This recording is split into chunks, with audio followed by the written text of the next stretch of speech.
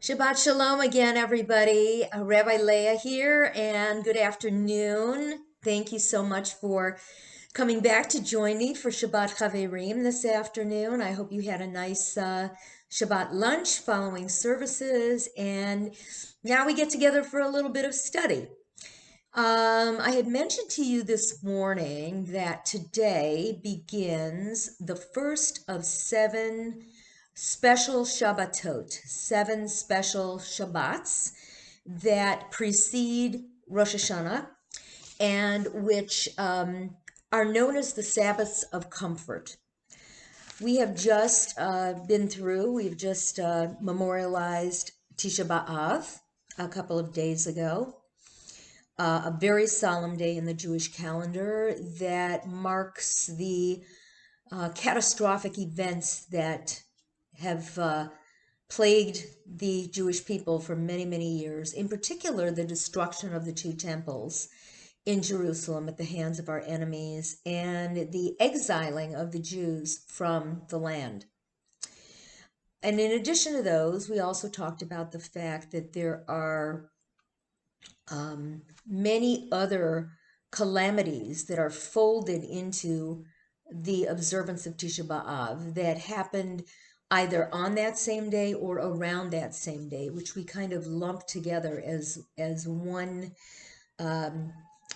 calamitous event, always geared towards and focusing on the destruction of Jews.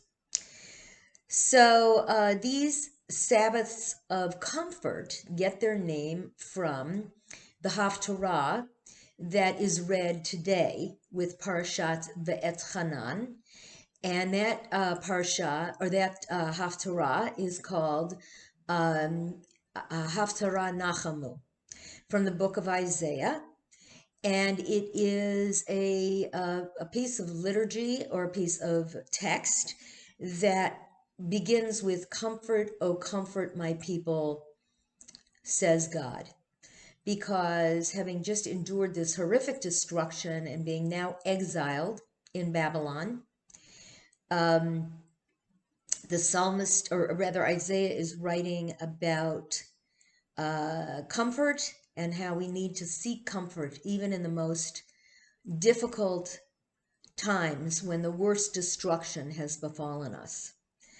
And when we read this today, it brings on special meaning because we can see that the kind of comfort that our people needed then from Isaiah, whoever that might have been, whether it was one individual or a school of scholars, or we don't really know. We attribute it to someone by the name of Isaiah. We know that we are all in need of comfort. So I'll talk more about that in a little bit, but I want to mention throughout the year, we have these special Shabbatot, these special Sabbaths, some of which are associated with a particular holiday, and others of which are associated with a particular biblical event. And there aren't that many of them. There are quite a few, but not that many that we can't talk about them today. So that's what we're going to talk about. We're going to talk about the special Shabbatot, the special Shabbats that come throughout the year in the Jewish calendar. So the first thing that happens is we have four special parashiot, four special Torah portions that are added to the regular weekly Torah portions as we prepare for Passover. And they're actually called the four parshiot in the English and equivalent in the Hebrew. There are additional readings that really come from different portions of the Torah, different than the regular Torah reading. So on those particular Shabbats, we would read the regular Torah portion and then one of these special parshiot. And ordinarily, they will require a special scroll so that you're not going from Exodus to Deuteronomy or from the book of Deuteronomy back to Genesis and that sort of thing.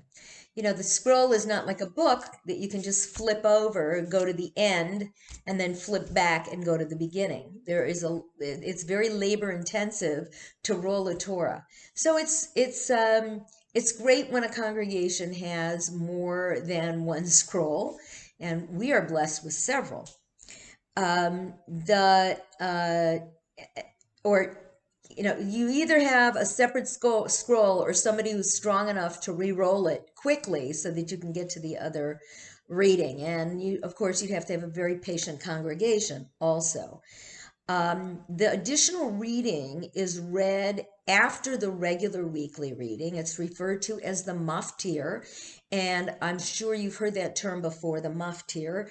That is the portion that word is also used to describe the portion that a bar or bat mitzvah traditionally chants for their adults becoming service.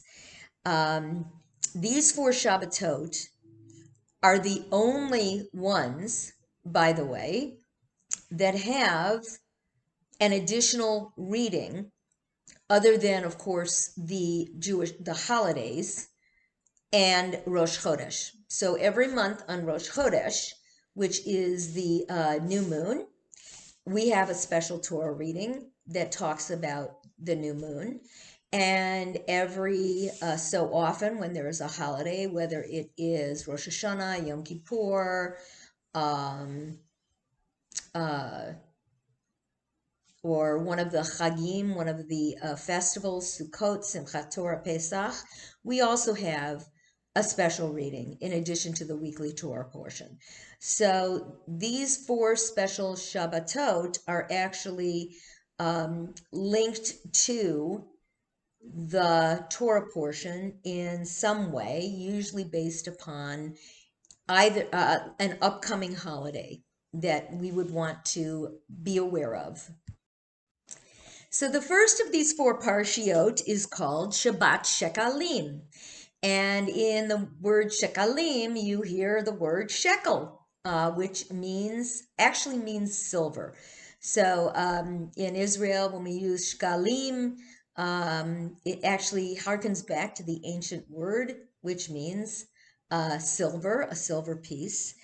And it is a census on that date that was taken in the wilderness that's described in the book of Exodus, chapter 30, over a series of about 6 or 7 verses. And that's this maftir portion. That's this extra portion that's read. And what it says is that the people are to donate a half shekel. Each person is to donate a half shekel, a little silver coin, as a tax to provide for the maintenance of the tent of meeting and its service. And the coins are counted instead of people.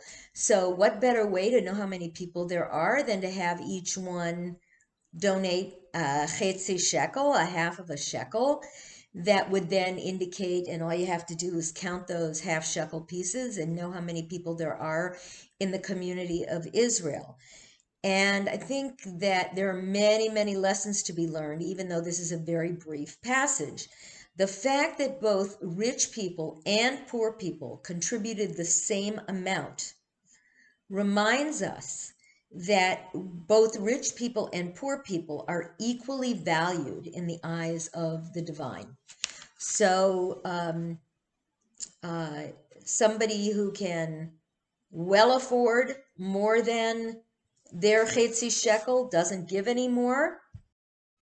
I've spoken a little bit before about how important these censuses were, or censi maybe in the plural, in terms of determining the adult population of the Israelites for purposes of war and so on. But this one is an interesting census because it actually is for the purpose of collecting money to maintain the Mishkan, the traveling tabernacle that was going to be with the Israelites throughout their journey in the wilderness. And so we learned from this that it is the responsibility of each of us to continue to support those Jewish institutions which we carry with us, or from which we expect to have to gain either a place to worship, a Jewish community center, whatever it might be. And I've always thought of this as the first capital fundraiser that we saw, because it was required of all Israelites to contribute. And again, whether you had tons of money or just a little bit of money, the amount was the same, putting everybody kind of on a level playing field. So I think it's important to remember those messages. The fact that we count coins instead of people reminds us that people are not to be thought of as mere numbers on a ledger. And the fact that census contributions are used to maintain this tent of meeting, this Mishkan, reminds us of the importance of contributing to the upkeep of synagogues, institutions, and so on. On Shabbat Chaverim, which comes during the reading of Exodus, so usually I'll have to take a look at a calendar, but earlier in the Torah cycle, we also read a Haftarah from the Book of Kings, and that makes reference also to the census money that was used for the upkeep of the temple maintenance. So the theme of the Haftarah is supportive of the theme of this maftir portion that we read on Shabbat Chaverim.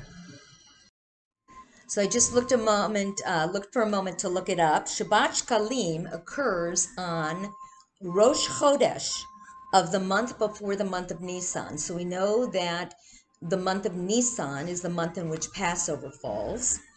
And so Shabbat Chaverim is a month before that, Rosh Chodesh, the new moon. So what is the month before the month of Nisan? Well, it's the month of Adar, and that's the month actually that Purim falls in. It's on the it's on the last Shabbat of that month before Rosh Chodesh. And it's read at this time because, according to tradition, this half shekel census was taken on the 1st of Nisan. So the 1st of Nisan was 14 days before Passover. And at that time, pilgrims from all parts of Israel were coming to Jerusalem, to the temple, and paying their half shekel for the upkeep of the temple. So what better time to get a donation than when you're in shul, right? Or when you're near shul. They always have the tzedakah box out. That's a great time to give. And it was a reminder of the upcoming census.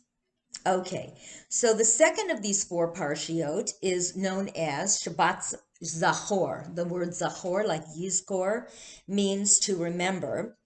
And it's a kind of a troubling parsha, the reading, because it is a passage that commands us to remember, Zachor, the treachery of Amalek, and to blot out their memory. So who was Amalek?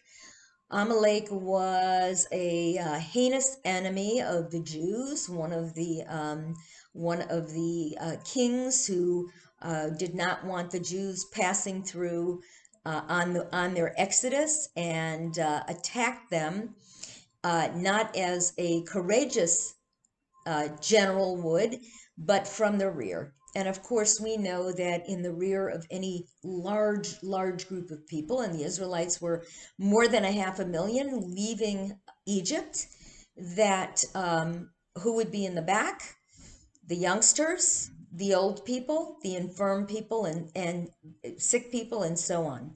And so it's seen as a really despicable, heinous way of killing people in a battle by coming from behind and getting the weak first. So, why are we supposed to remember? And this verse, by the way, comes from Deuteronomy. So, as I said, the Amalekites were a tribe of people. They came upon the Israelites shortly after they had left Egypt. They attacked them from behind. They preyed on the weakest people. They were already exhausted. And so many find this commandment to be a little troubling because, if this was such a horrific people, these Amalekites, why in the world would we want to remember them? So, but it's a two-part commandment. The first part is to remember them in order to blot out the remembrance of them. So at the same time you're remembering them, you're remembering what they did in order to blot out what they did. And so we read this Torah portion to remind us, this maftir, to remind us of the enemies that we've had in our midst. And lest we forget the horrific ways in which they tried to kill us, we may be doomed to repeat those same mistakes. So during Purim, in the month of Adar, when we read this Torah portion, we also are reminded to blot out the name of Amalek, and that during our lifetimes, many Amaleks have arisen, as we read in the Haggadah, many pharaohs. Pharaoh was an Amalek. I mean, he may not have been he wasn't a relative of theirs per se, but we use that term Amalek to define anybody whose tactics are deplorable like this. The sages have long understood this commandment that we read in Parshat Zachor as a command to blot out the type of people that Amalek represents. In other words, those who prey on the weak, those who don't believe in justice, those who hate without a reason to hate. The sages use the term Amalek as a shorthand for vicious, evil people who behave like mad dogs, or it's kind of the way today people casually toss around the term Nazi, which I really despise, to refer to anyone they disagree with, rather than to the Germans of a particular National Socialist Party. So it's these evil people that we're commanded to destroy, the sages tell us. Not any specific ethnic group, but the evil itself is to be blotted out. So, as we read as I mentioned, it comes from a 15th century commentary known as Ma'am Loez, which is actually a Sephardic commentary on the Torah, that in every generation Amalek rises to destroy us, and each time he clothes himself in a different nation or in a different person. And so we constantly have to be on the lookout and be aware and prepared. Shabbat Zachor occurs on the Shabbat before Purim. So depending upon when Purim is, this year Purim was on I think the 15th or the 16th of March. I can't remember that far. Been in social distancing and isolation for so long, but I think it was around the 15th or 16th. So on the Shabbat prior to, that is known as Shabbat Zachor, because we remember in the month in which we remember Haman, that Haman was also like an Amalek, somebody who came to destroy us. And the book of Esther actually talks about Haman as an Agagite, and that's an Agagite is a descendant of the king of the Amalekites. So the king Agag ruled the Amalekites, and he was spared by Saul, contrary to the commandment in the Torah portion. So we had King Saul, who actually spared an Amalekite king as opposed to stamping them out. Okay. So we have Shabbat Shkalim, on which we collect a chetzi shekel. We have Shabbat Zachor, in which we remember Amalek and the Amalekites and anyone who would destroy us. And then we have Shabbat Parah, and this is an interesting one. Shabbat Parah occurs on the Shabbat following Purim, so these are 2 consecutive weeks, and marks the beginning of the formal preparations for Passover, because we are now 3 weeks until Passover, if we're just beyond Purim, about 3 weeks. That special Torah reading comes from the book of Numbers and discusses the ritual of purification that involved the para aduma, the red heifer. Specifically, this was a ritual that purified people from a ritual impurity that came from contact with the dead. It was believed that if one had contact with the dead, they were now ritually impure. There had to be something that could then render them ritually pure again. And at the end of the ritual, the people are purified, but the person who performed the ritual, generally the high priest, becomes temporarily impure. So you can't purify somebody without yourself becoming impure. And the rabbis speak about this ritual as one of the great mysteries. It makes the impure pure, it makes the pure impure.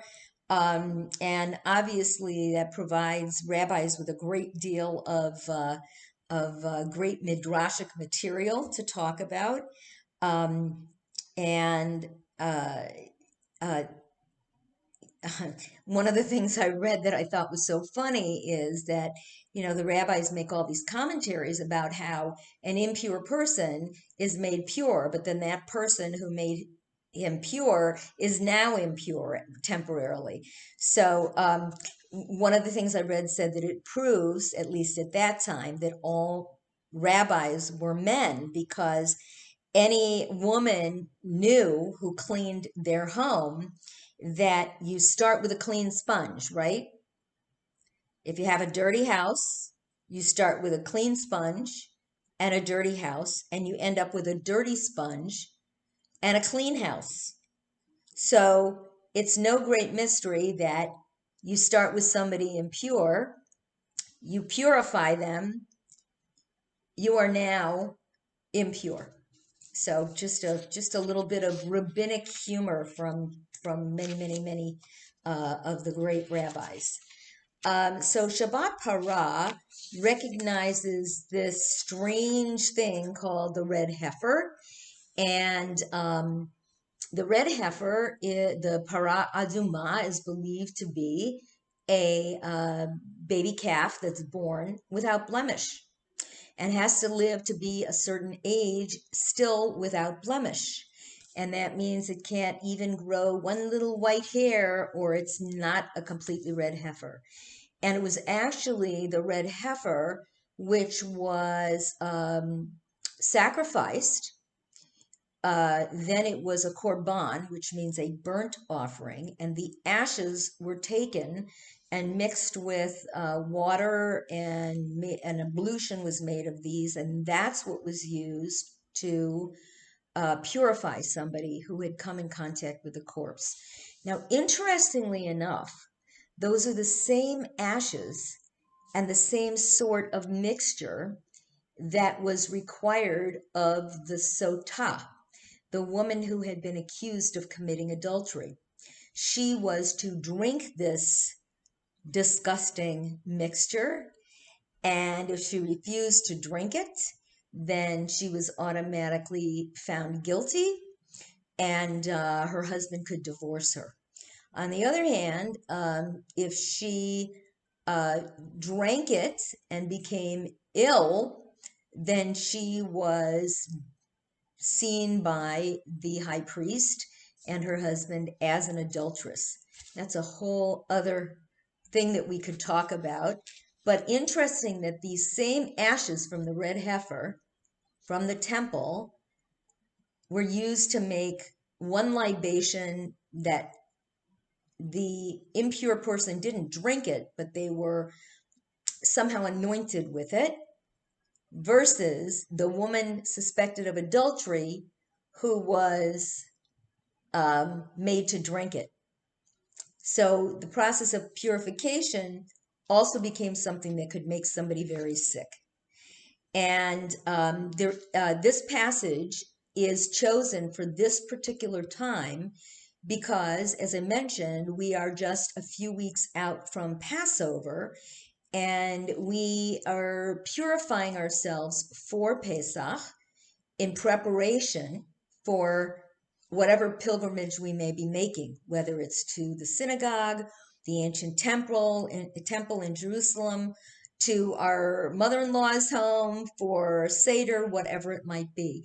There is a corresponding Haftarah, of course, and that comes from the book of Ezekiel, and that Haftarah also talks about purification. So there's always a connection between the Haftarah and the Torah portion. Sometimes it's much more ephemeral, it's much more intellectual, it's harder to find, and sometimes it's very obvious.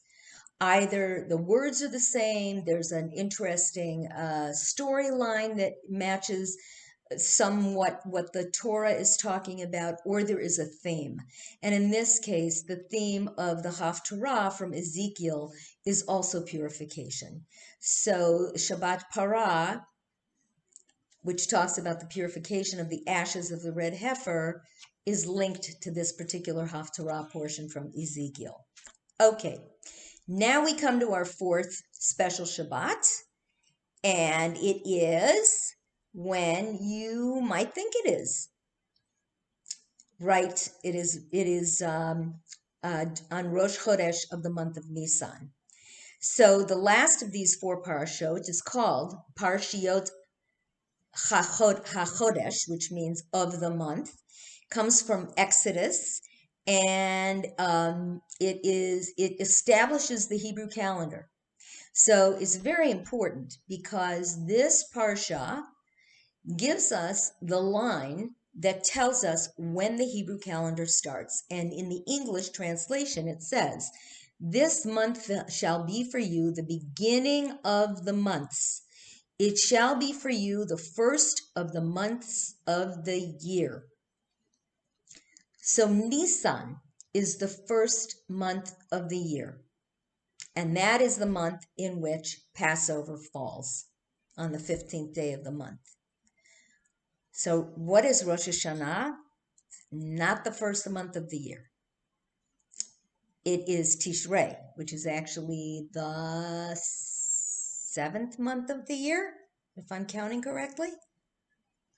So we have always thought of Rosh Hashanah as the new year, but actually Rosh Hashanah represents the birthday of the world.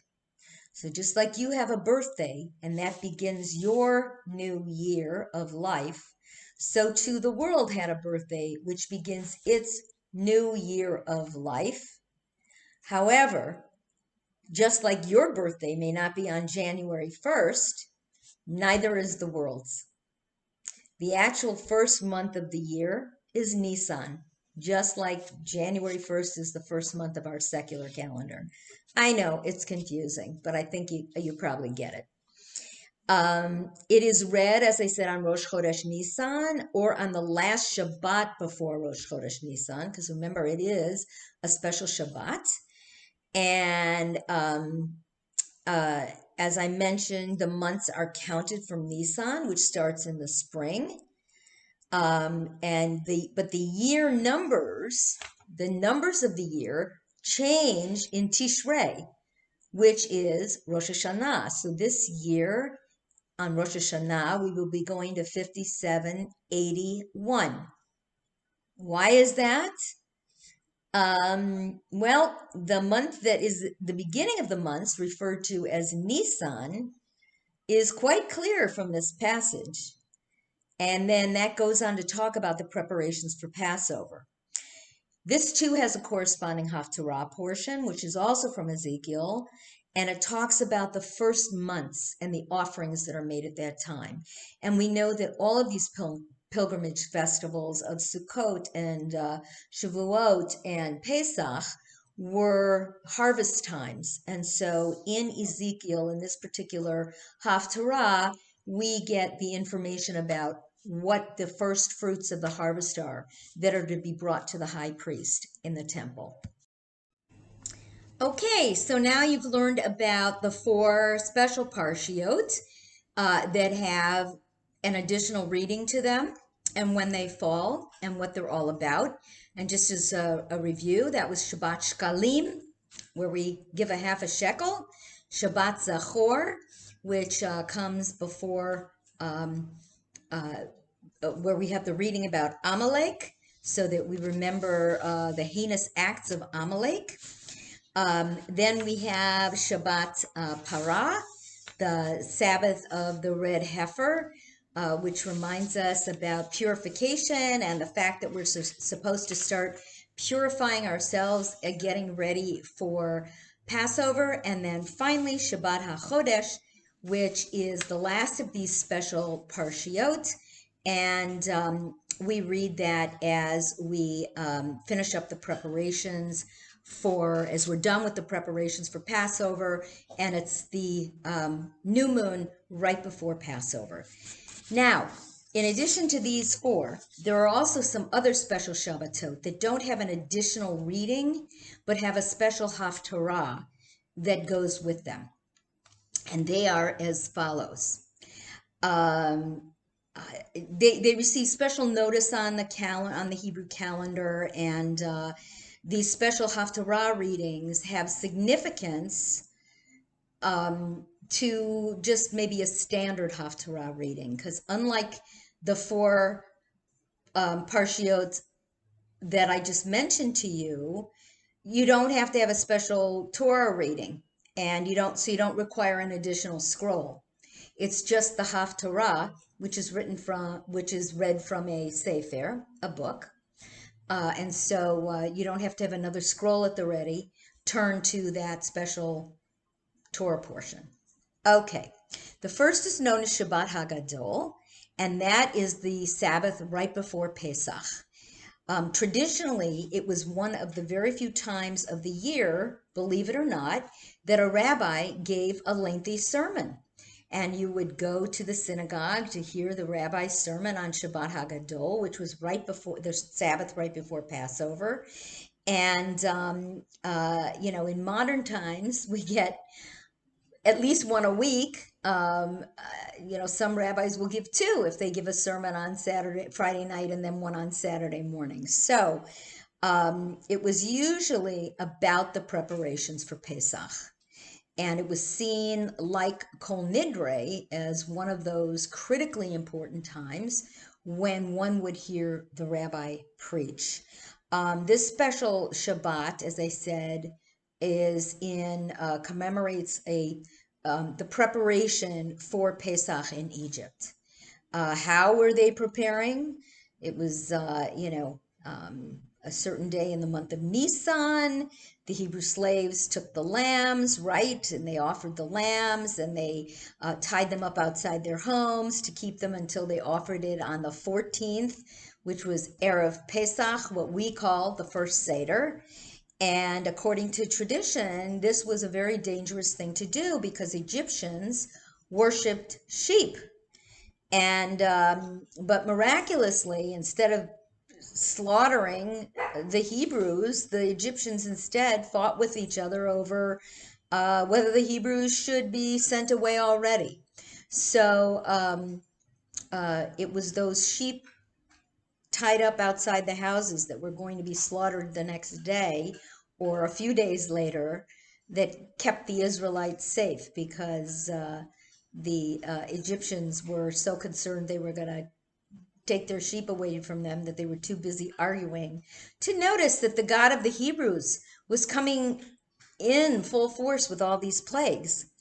So there is a special Haftarah. It comes from Malachi, or Malachi, as you would say in the English. It is a messianic prophecy regarding the end of days, and the return of the prophet Elijah is read at this time. So that's what Malachi is about. It's about the end of days, the return of the prophet Elijah. And of course, the prophet Elijah, we set a place for at our Pesach tables because we believe that Elijah is going to return at Pesach. And why is Elijah important? Because he is the the prophet who heralds the coming of the Messiah. And so we leave a cup of wine for him because you're never going to invite somebody in to your home unless, of course, you're going to give them something to drink and a little nosh. I probably, like many of you, I believe that Eliyahu Hanavi, Elijah the prophet, came to just about every Seder that I was ever at. Somebody always drank a little bit of that cup of wine. So it was, a way in which to keep the kids entranced. Okay, so we have Shabbat Shabbat HaGadol, which is the Shabbat before Pesach. And then we have the next one, which is called Shabbat Shirah. And you may know that the word Shirah means song. So this one is unlike the other special Shabbatot because it doesn't have an additional reading, but the standard reading of the Torah. And it's the Sabbath on which we read the Parsha B'Shalach, which is the Torah portion in which the Jews are sent forth, finally told to leave Egypt, and it's where we get the Song of the Sea. So we don't have a special Haftarah, but the Torah portion itself is special because it has the Song of the Sea. Micha mocha ba'elim Adonai, Mika mocha nedar ba'kodesh. And there is a special trope, a special melody to which this is chanted. It is not the normal Torah trope. Tradition teaches that there are only 10 true songs, shirot, in the history of the world. These true songs are not mere melodies. They are expressions of the harmony of creation and mark monumental transitions in history. So this song is considered one of those 10.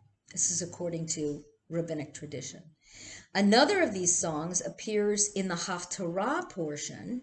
So there is a separate Haftarah, which is linked to this Torah portion by another special song.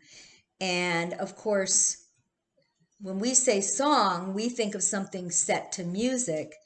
In the biblical sense, it is usually a poetic form of the reading of the Torah. So rather than being prose, where you're reading a narrative, it is in poetry. So what is in the Haftarah for this Torah portion? It comes from the book of Judges, and it is the Song of Deborah, the prophetess. The Song of Songs, which is, of course, one of the 10 songs. And we're talking about Shir HaShirim, which is the Song of Songs, which is another one of the 5 Megillot, the 5 scrolls. And that is the beautiful love poetry that is attributed to King Solomon. And it's one of the 10 songs. And interestingly enough, the 10th song has not yet been sung.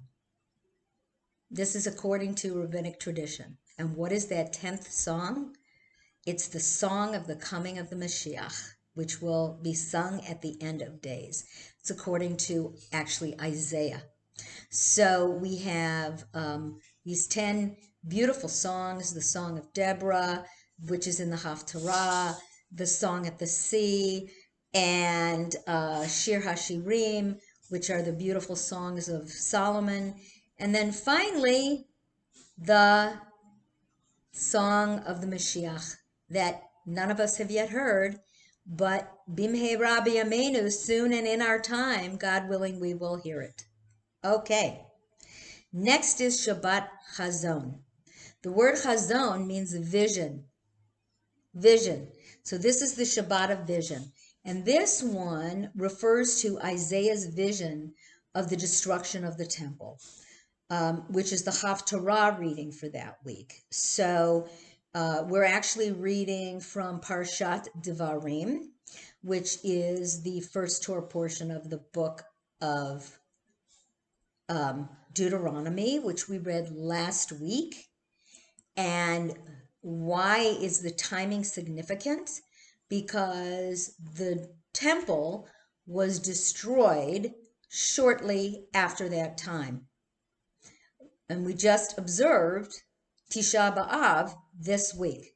So the Torah portion last week and the Haftarah, which is Isaiah's prophecy about the destruction of the temple, takes place right before the 5th of Av, which is when we observe the memory of the destruction of the temples.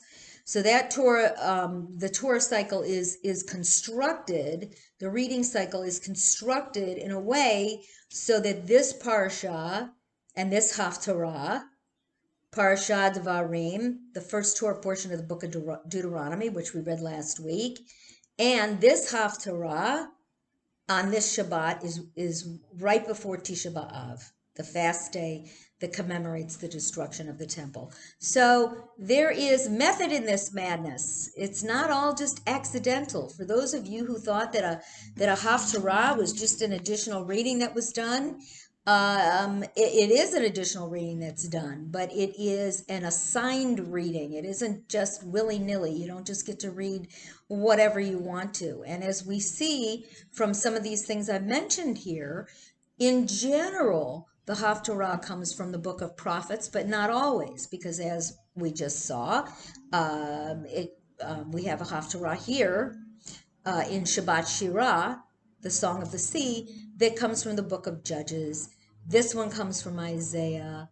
Many of them do come from the books of prophets, and in particular Isaiah, which we're going to talk about right now. So now we get to the next special Shabbat, which is actually today. And this one is known as Shabbat Nachamu. And it is the Sabbath of consolation. If you've ever heard the Hebrew name Nachum, it means comfort. Nachamu means consolation. And why are we being consoled today? What is important about this particular Shabbat? Well, this is the Shabbat that immediately follows Tisha B'Av. And so we are coming out of this period of mourning. And as anybody who's ever mourned knows, what we need is an arm around us. We need consolation. We need somebody to speak kind words to us, and so on. There are 7 Shabbatot, 7 Sabbaths, that are known as these Sabbaths of consolation, starting with this one today and then leading up to Rosh Hashanah. So I want everybody to count. This is 1, and then we have 6 more. And these readings are all very comforting. The language is extremely, well, it's consoling and meant to console us after the destruction of the temple and to reassure us that it will be rebuilt again. Like Shabbat Chazon, which is the Sabbath of vision, we have the cycle of Torah readings, and it's structured in such a way that these readings are going to appear on the appropriate weeks, okay? So we're reading this week from Isaiah. The Haftarah is from Isaiah, chapter 50, which begins with the words Nachamu, Nachamu, Ami Yomar Adonai. Comfort, oh comfort my people, says God. And it's the book of Isaiah is a very interesting book. It's a very hefty book, that particular prophetic book, and it is seen by scholars as possibly being divided into more than one section, about 3 sections. And this section in particular has its own theme of comfort and consolation. Okay, so what do we have so far? We have 4 special Shabbatot, right? And then we have Shabbat Hagadol, which is before Passover, Shabbat Shirah, which is the song at the sea, Shabbat Chazon, the Sabbath of vision, which refers to Isaiah's having a vision about the destruction of the temple, Shabbat Nachamu, a Sabbath of comfort, which comes after the destruction of the temple. And then we have Shabbat Shuvah. And when is Shabbat Shuvah? Shabbat Shuvah is the Sabbath between Rosh Hashanah and Yom Kippur. So that's a period of 8 days. So you're always going to have, that's a period of 10 days. So you're always going to have at least one Sabbath over 10 days, right? Yes. Because the first of the Rosh Hashanah is the first of Tishrei, and Yom Kippur is the 10th of Tishrei. So sometime during that period of time, you're going to have a Shabbat Shuvah. And what does Shuvah mean? It means to return. You know the word teshuvah, repentance, which actually means to return to oneself, a returning. So what are we returning to on Shabbat Shuvah? Well, we have just been through a couple of days of prayer, reflection, meditation, and so on about the birthday of the world, the new year, so to speak. And now we are beginning the serious work of Cheshbon HaNefesh, of accounting for our soul, of finding what we have done during the year that's been great and what we've done that has really missed the mark, of whom we need to apologize to, whom we need to make things right, whom we need to ask for forgiveness, and so on and so forth. So it literally means the Sabbath of return, but it's also a play on, Shuvah is a play on the word teshuvah.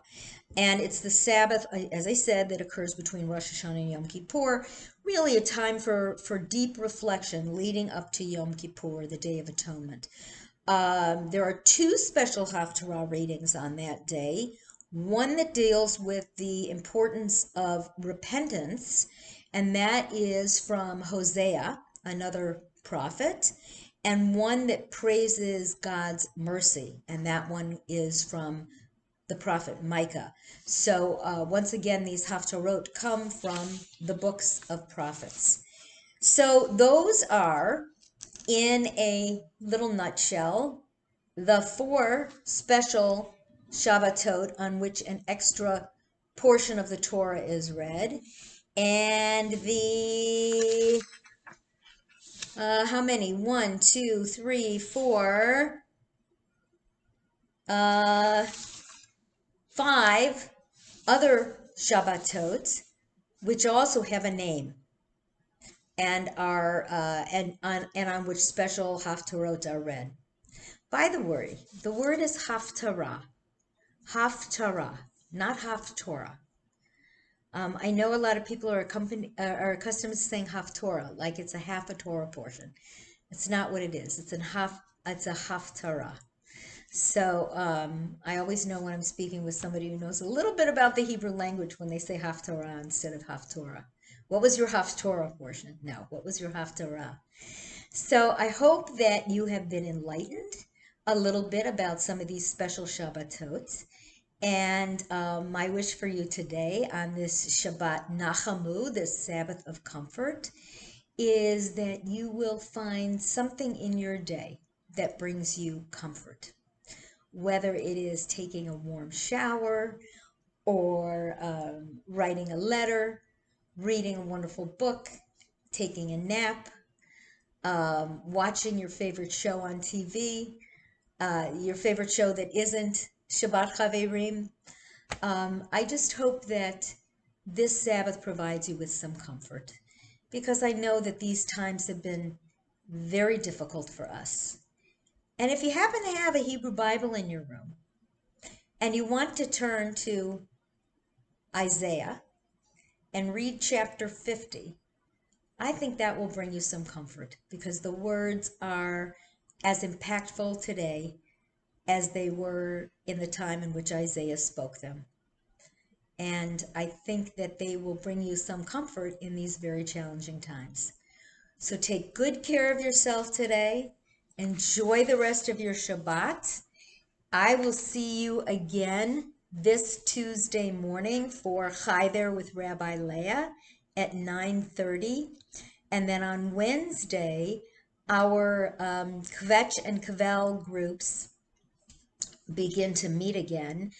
Don't forget, though, that those are available only to those who've signed up. So they're not just open for anyone. And those of you who have signed up know who you are, and you've gotten special invitations in your mailboxes. So I'm wishing you all lehitraot, Shabbat Shalom, and I hope you find a little nachamu, a little nechemta, a little comfort in your Shabbat today. Bye-bye.